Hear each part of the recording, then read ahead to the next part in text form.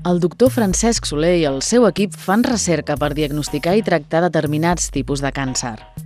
Nosaltres som un grup de l'Hospital del Mar que, a més de la nostra feina assistencial, la recerca que fem la fem molt aplicada, és el que s'anomena recerca translacional. És una recerca que a vegades volem estudiar uns marcadors genètics, una sèrie de canvis genètics, perquè si avui veiem que són útils, l'any que ve és una prova més que incluïm a la bateria de tècniques diagnòstiques de rutina en el nostre laboratori.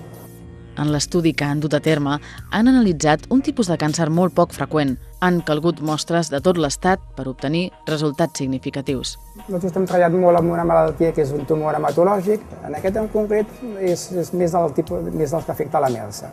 La melsa és un òrgan que produeix cèl·lules de la sang. Un càncer de melsa pot ser degut a diferents alteracions genètiques. Aquest grup d'investigadors han descobert de quines alteracions es tracta.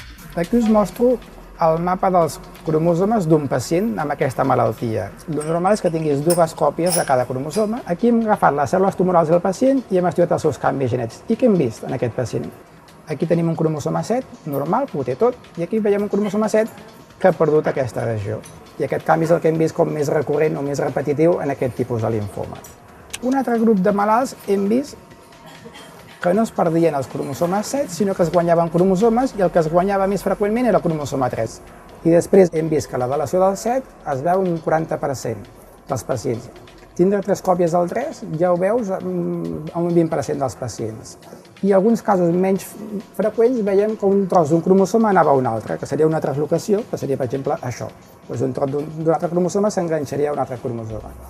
I després hem pogut estudiar els pacients amb el 7 més petit, clínicament tenien un curs una mica més agressiu. Els que tenien 3 còpies del 3, per sort, eren pacients que tenien un curs més benigne. A la llarga, potser es dissenyaran teràpies específiques per matar les cèl·lules tumorals que porten el 7 petit o per matar les cèl·lules tumorals que porten 3 còpies del 3. A veure que el cromosoma 7 estava molt freqüent implicat, hem intentat dissenyar un reactiu que ens permeti dir de forma molt senzilla si el pacient tenia deleció del 7 o no la tenia. Aquest reactiu permet diagnosticar millor els pacients amb càncer de melsa. Si millora el diagnòstic del canvi genètic que causa la malaltia, es podrà trobar el tractament més adient. I el futur del càncer anirà per aquí. Més que una quimio que ho mata tot, el bo i el dolent, anirà a dissenyar tractaments específics per matar les cèl·lules tumorals portadores d'un canvi genètic, o un o l'altre. Podem dir, i coneixem això ja ara, que quants més canvis genètics acumulin les cèl·lules tumorals d'un pacient, el pacient, en principi, la seva supervivència serà més curta.